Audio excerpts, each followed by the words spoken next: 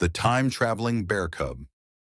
Once upon a time in a quiet forest, nestled between tall pine trees, lived a curious little bear cub named Clement. Clement loved to explore more than anything else.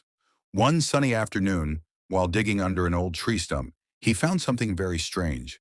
A dusty old book, its cover glowing faintly gold. On the front were sparkly words that read, "Magic spells for time travel. Read carefully." Clement's eyes sparkled with wonder. Time travel? Really? He whispered. Without thinking twice, he flipped open the book and read the first spell aloud.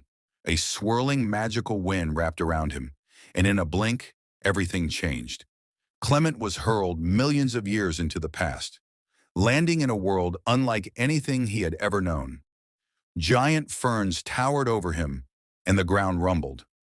When he looked up, his heart nearly stopped. A massive dinosaur stomped into view. It was a Tyrannosaurus Rex, and it did not look friendly. The T-Rex roared menacingly, chasing after the tiny bear cub. Clement ran as fast as his little legs could carry him, dodging boulders and leaping over logs. Finally, he hid behind a fallen tree, and the T-Rex lumbered past, unable to find him. Once Clement caught his breath and came to his senses, he realized the magic book was gone. "Oh no!" cried Clement.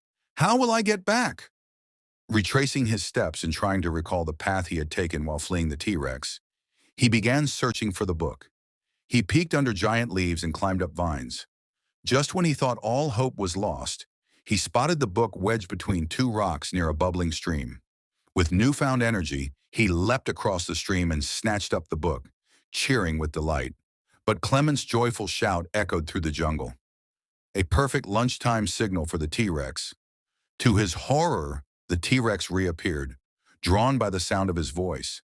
This time it was much closer, and with every second it crept toward him, more menacing than ever. Clement quickly flipped through the pages and read the spell again. With a rush of wind and flashing light, Clement landed safely back in his forest. Everything was calm again. Birds chirped, squirrels chattered. Clement looked down at the book in his paws and thought for a long moment. "This is too dangerous," he said. "Someone else could get hurt." So Clement tied the book to a heavy rock with some vine rope and carried it to the nearby lake. With one last glance, he tossed it far into the deep water. Splash! But what Clement didn't see was this. The knot had come loose. Slowly the rock drifted one way and the book floated up the other. Days passed. Then one sunny morning, a little puppy Poe came walking through the lake's edge. His nose twitched as he sniffed something strange.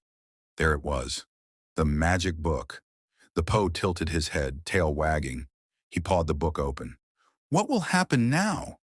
Will the puppy read from it?